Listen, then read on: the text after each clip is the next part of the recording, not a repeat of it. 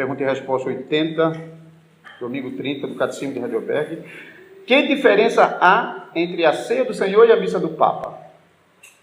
A ceia do Senhor nos testemunha que temos completo perdão de todos os nossos pecados pelo único sacrifício de Jesus Cristo que Ele mesmo, uma única vez, realizou na cruz. E também que pelo Espírito Santo somos incorporados a Cristo, que agora com seu verdadeiro corpo não está na terra, mas no céu, à direita do Pai, e lá quer ser adorado por nós.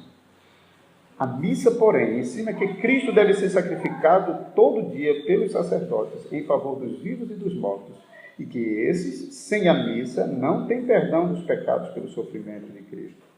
E também que Cristo está corporalmente presente sob a forma de pão e vinho, e por isso neles deve ser adorado.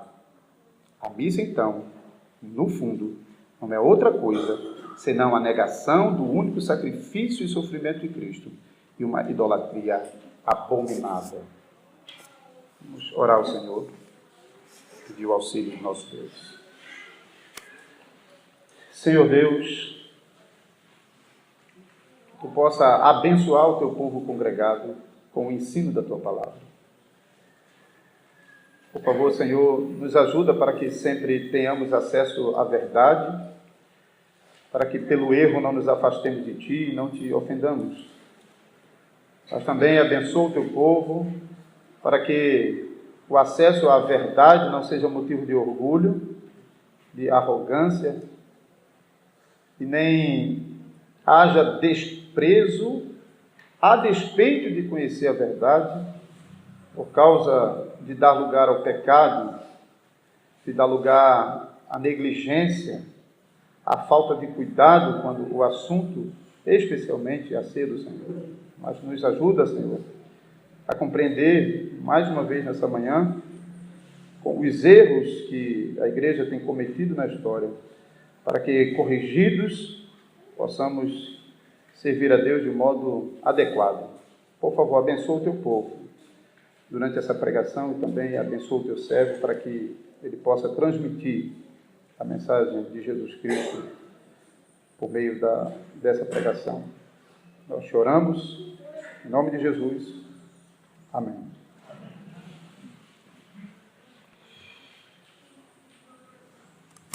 No catecismo, no domingo anterior, domingo 29, explicou sobre a transubstanciação. Quer dizer, o ensino católico romano de que na hora da missa está acontecendo aquela transformação do pão e do vinho. Né? O pão em corpo de Cristo e o vinho em sangue do Senhor. Mas já ali, no domingo 29, explica também que, corretamente, que Cristo ainda está presente, sim, nós não falamos de um mero simbolismo na ceia, Cristo está presente, mas de um modo espiritual. Então, aqueles que na ceia comem e bebem, Cristo o fazem não de forma física, mas de forma espiritual, pela fé. Então, na pregação de hoje, vocês vão aprender um pouco mais sobre a diferença entre a ceia do Senhor e a missa do Papa. E notem que isso é a pergunta e resposta 80 que a gente tem no Catecismo de Heidelberg, aqui no dia do Senhor 30. Que diferença há entre a ceia do Senhor e a missa do Papa? É assim que começa a instrução desse domingo 30 sobre a ceia do Senhor. Eu espero que conhecer um pouco da história dessa pergunta e resposta 80, no final das contas, vai ajudar você a compreender melhor um pouco o conteúdo dessa pergunta e resposta, e talvez até um pouquinho da estrutura que ela está seguindo. Então, por meio desse resumo da história, espero que isso favoreça. O Catecismo de Heidelberg é um documento do século XVI, 1563. Então, no século XVI, a Europa estava fervendo por causa do movimento da Reforma Protestante. Então, desde 1517, especialmente, não exclusivamente, a partir daquele momento em que Lutero afixa as 95 teses na porta do castelo, a Europa realmente está fervendo com isso. E na Alemanha, muitas cidades alemãs estão aderindo ao ensino de Lutero e se tornando cidades luteranas. Então, ao longo desse século XVI, a Alemanha fica dividida basicamente entre luteranos e católicos romanos. Mas em 1563, pelo menos uma cidade na Alemanha era reformada. Era a cidade de Heidelberg. Um príncipe alemão chamado Frederico III, um príncipe eleitor, ou seja, um dos príncipes mais importantes que tinha o direito a voto na eleição do imperador, do Sacro Império Romano.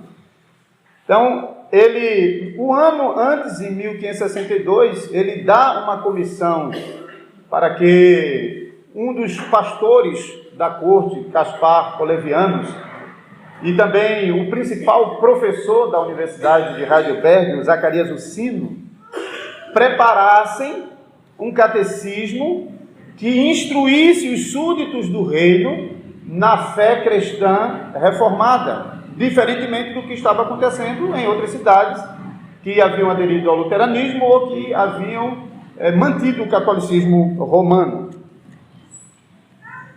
Frederico queria que os súditos do reino confessassem a verdadeira fé cristã, como ele havia decidido fazer.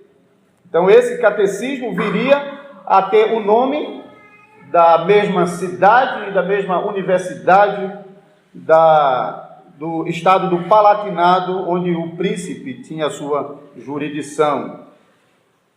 No dia 19 de janeiro de 1563, o príncipe estava colocando o selo do seu anel na primeira capa daquele catecismo de Heidelberg. Porém, nesta primeira edição do Catecismo de Heidelberg, publicada em 19 de janeiro de 1563, essa pergunta e resposta 80 que você está vendo aí no Catecismo, se você está com ele aí aberto, pergunta e resposta 80, nós já lemos, não existia naquela primeira edição.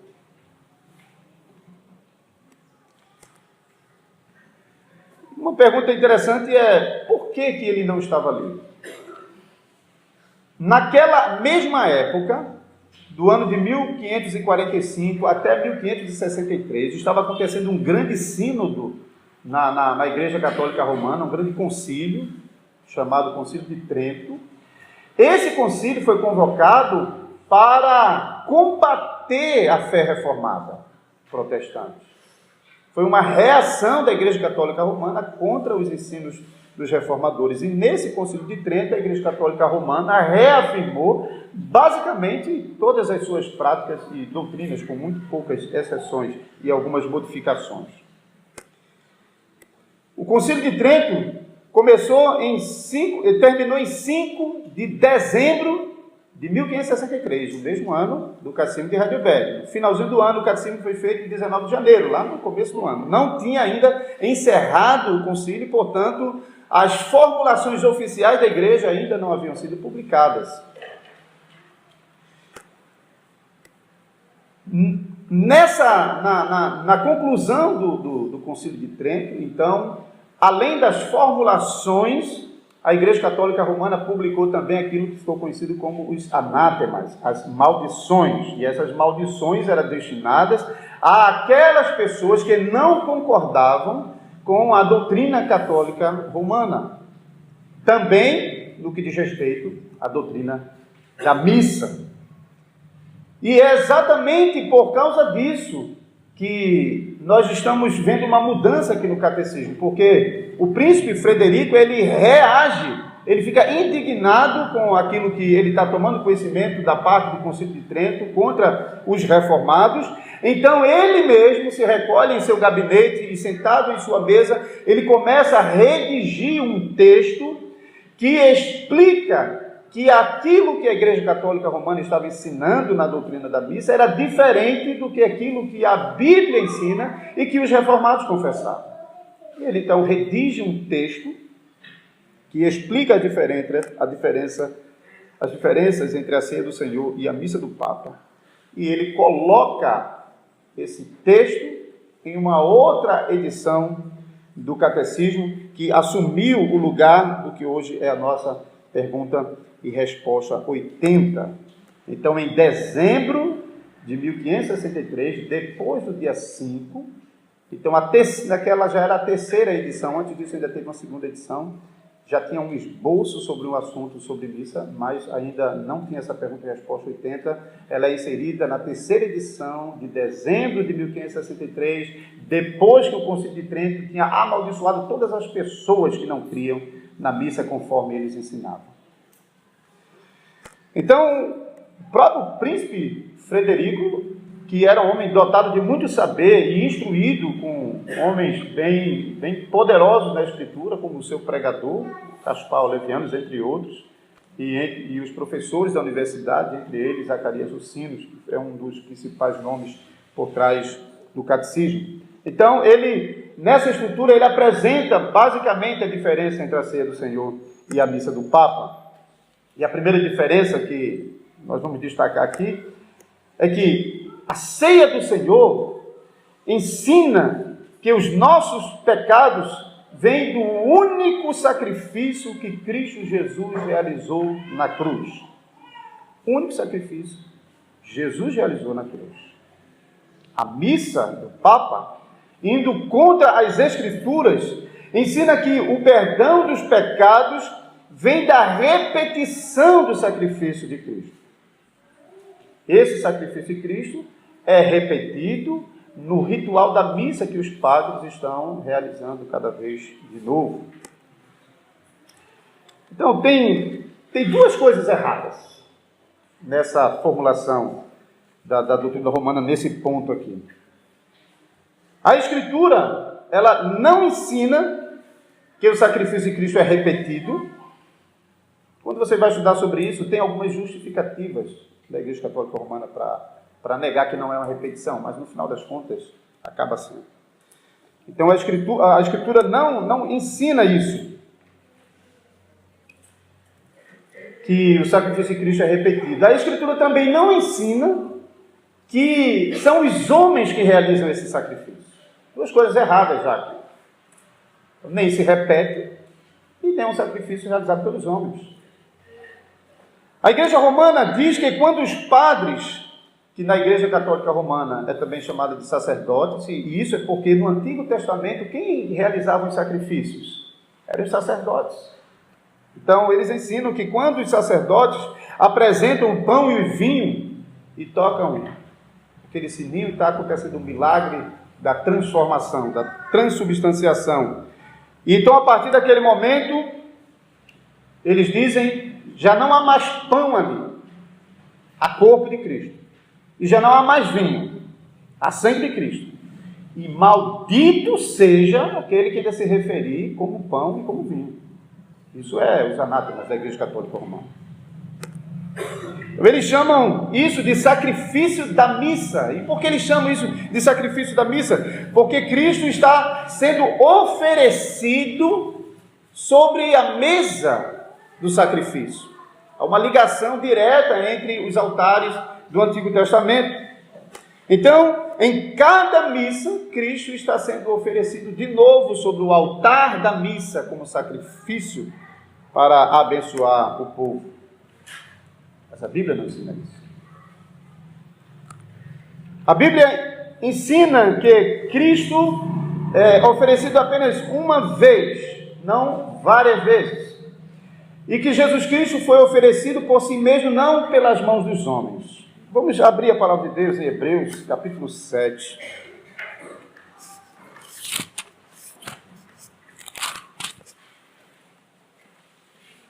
Vamos ler alguns versículos aqui.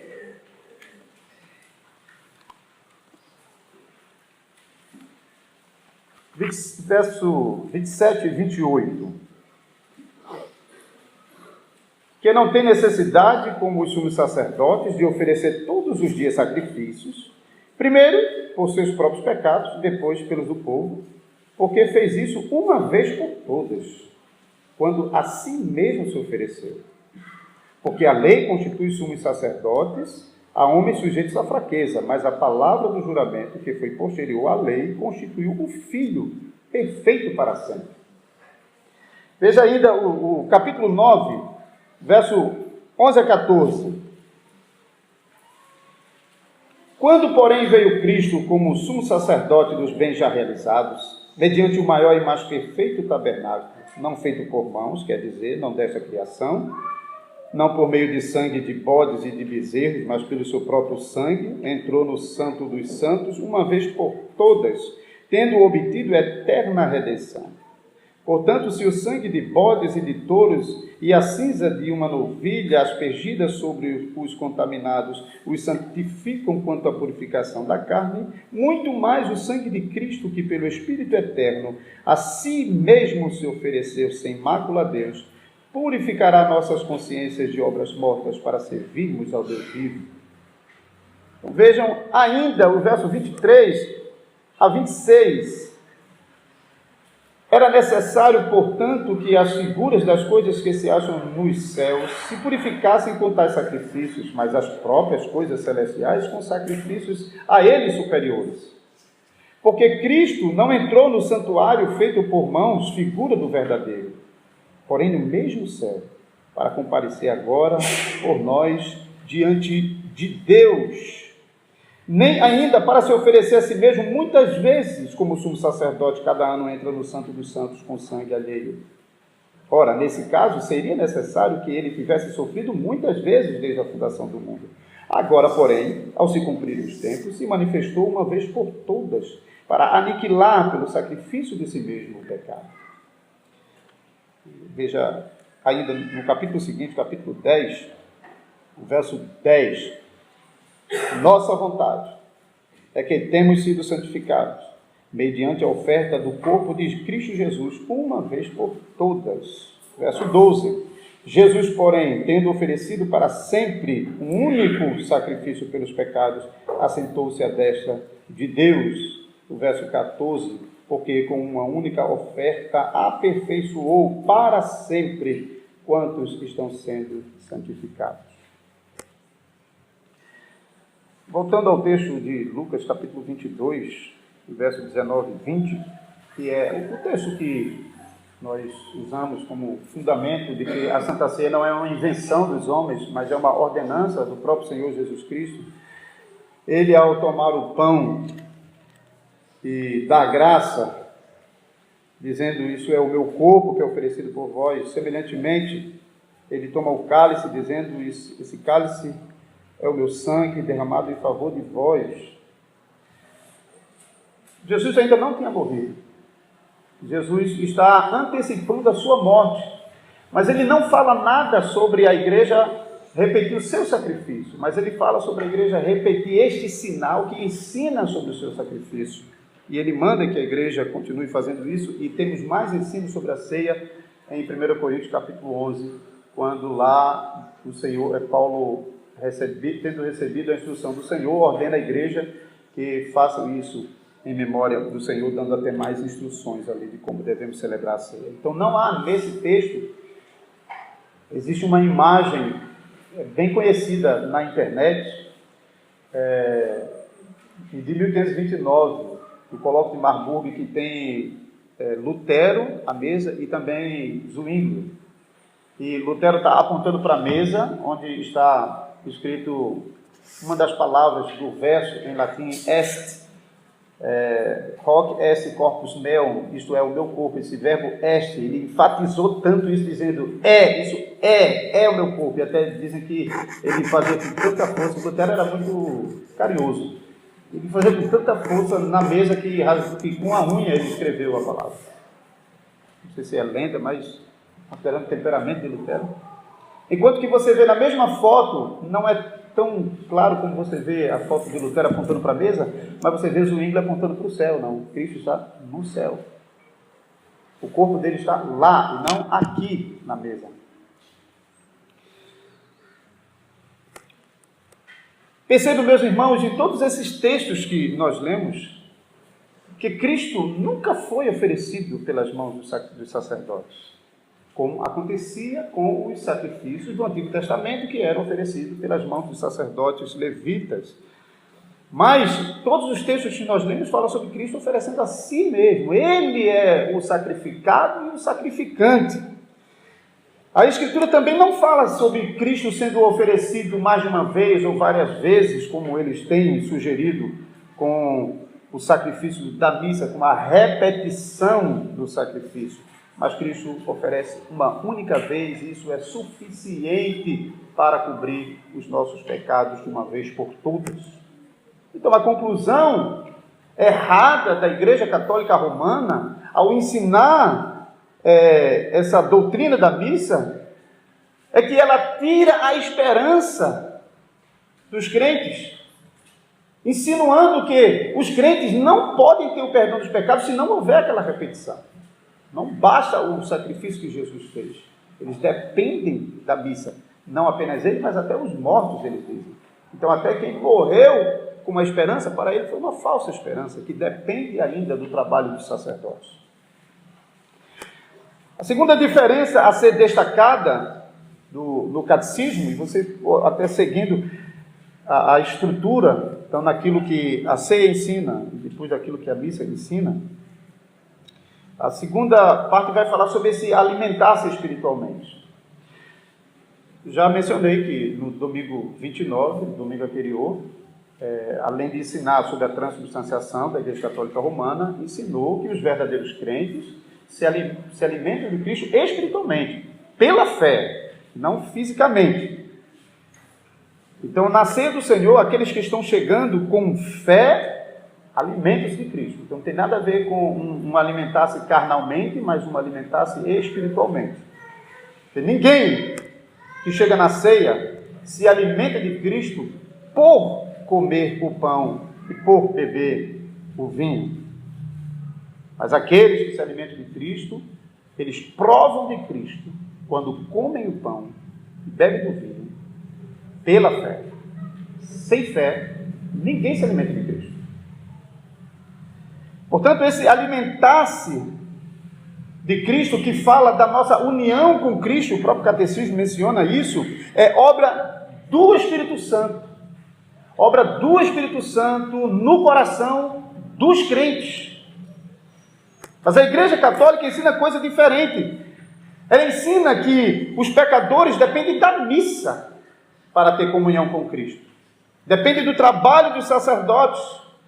Ensina que os padres, repetindo o sacrifício da missa, opera por meio desse trabalho o perdão dos pecados das pessoas. Ela não ensina que o perdão dos pecados é uma obra espiritual do Espírito Santo, mas ele fala muito sobre um trabalho sacramental.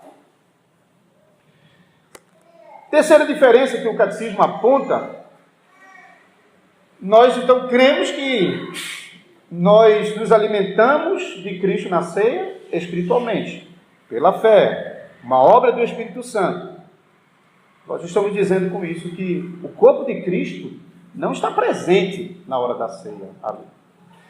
O corpo do nosso Salvador está no céu, em algum lugar no céu. Nós não podemos apontar com o dedo, mas ele está em algum lugar no céu, porque foi assim que ele se revelou na sua ascensão, na presença dos discípulos, que viram ele subindo ao céu e sendo encoberto da presença deles, e até ouvindo a promessa de que Jesus voltaria do mesmo modo como eles estavam vendo subir, corporalmente. Então, o corpo de Cristo está em algum lugar, a despeito de não podermos dizer precisamente onde é esse lugar.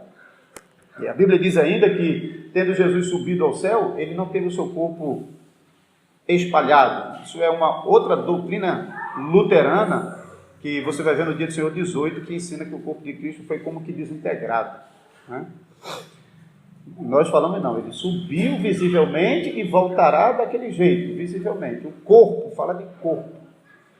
Então nós, a Igreja de Jesus Cristo, adora um Cristo que reina sobre o universo a partir do trono da majestade nas alturas.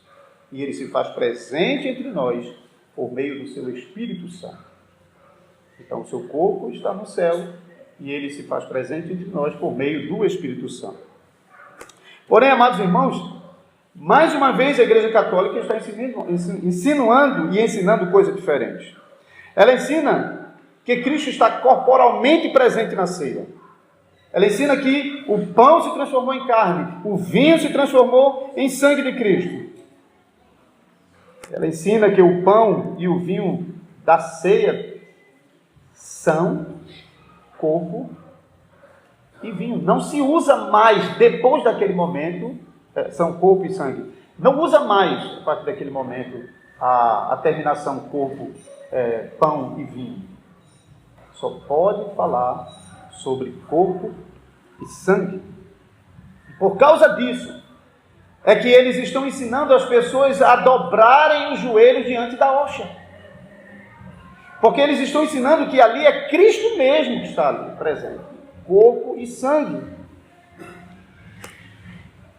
Mas a palavra mais simples para isso é aquilo que nós lemos no texto de 1 Coríntios 10. Fugir da idolatria. Isso é idolatria. Adorar a Deus por meio de coisas é idolatria. É quebra do segundo mandamento. Foi esse pecado que Israel cometeu no deserto, quando Moisés demorou-se lá no monte e o povo pressionou Arão para que fosse fundido aquele bezerro de ouro. E quando Arão entrega o bezerro de ouro, ele diz: aqui está Israel, o Deus que te tirou da terra do Egito. Então eles ainda, o texto mostra que eles ainda estavam falando sobre Deus, mas estavam tentando adorar a Deus por meio de uma imagem. Isso é idolatria. Idolatria não é apenas você adorar outro Deus, mas você adorar a Deus por meio das imagens. O príncipe Frederico, quando ele teve acesso a essas informações do Concílio de Trento, ele não teve a mínima dúvida de que aquilo que a Igreja Católica Romana estava ensinando era idolatria mesmo.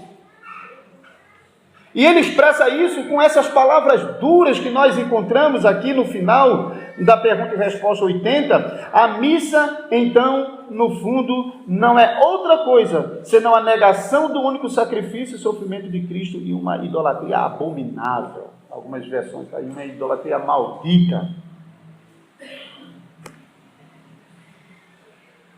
Algumas pessoas ficam bem desconfortáveis por causa dessa expressão forte, né?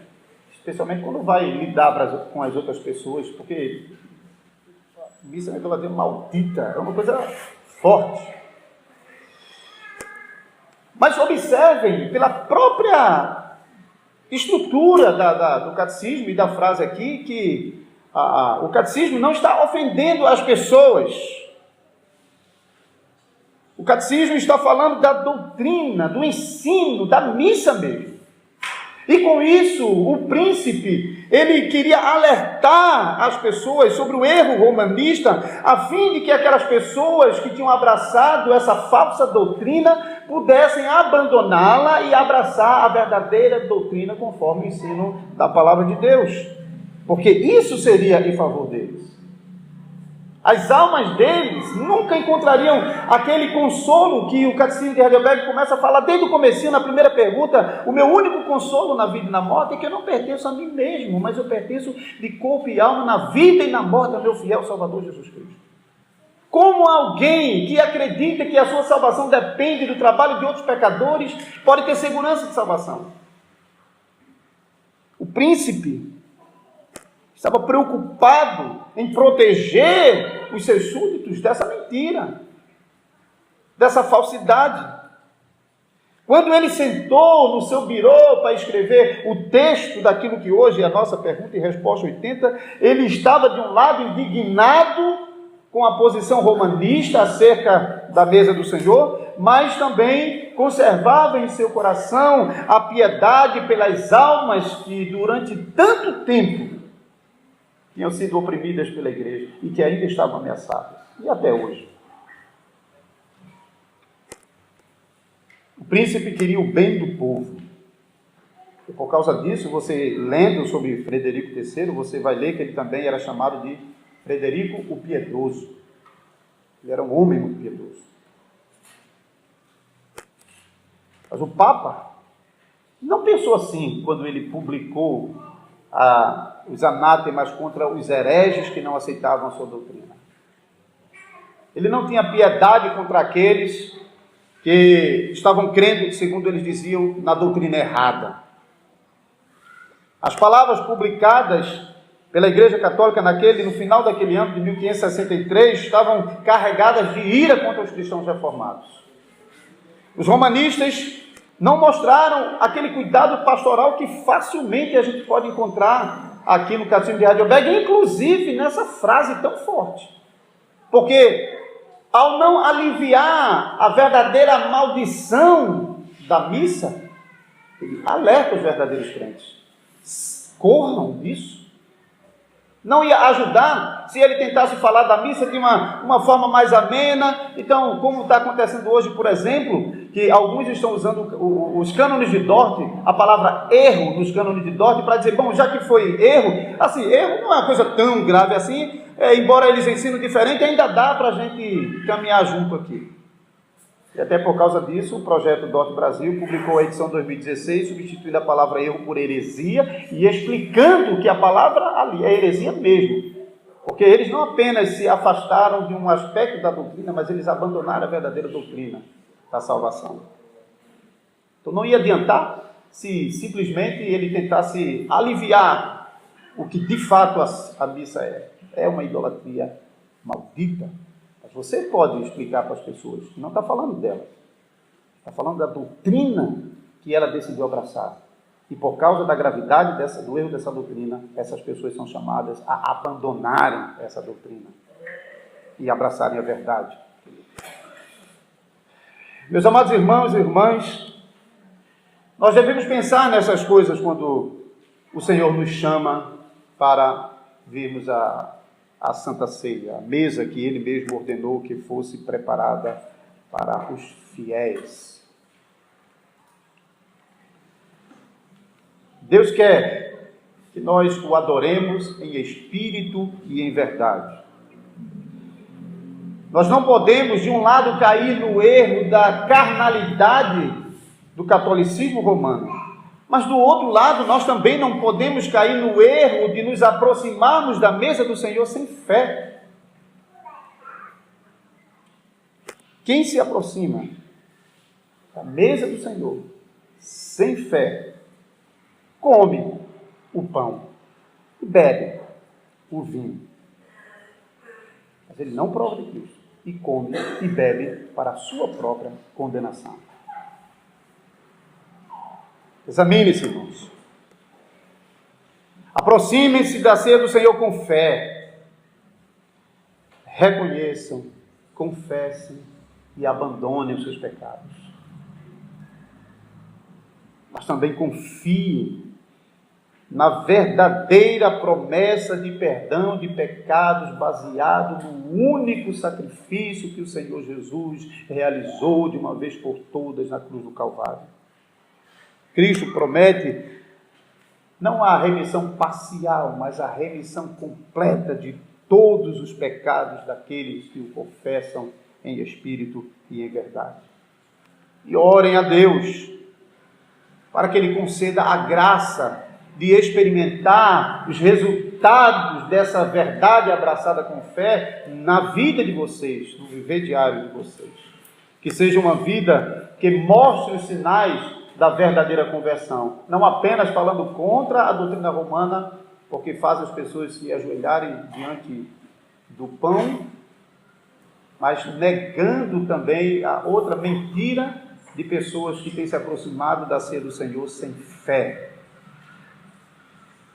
Venham ao culto, participe da ceia do Senhor, alegre-se, regozije-se, seja fortalecido na fé e tenha sua esperança renovada no Senhor Jesus. Mas faça isso com fé. Amém. Amém.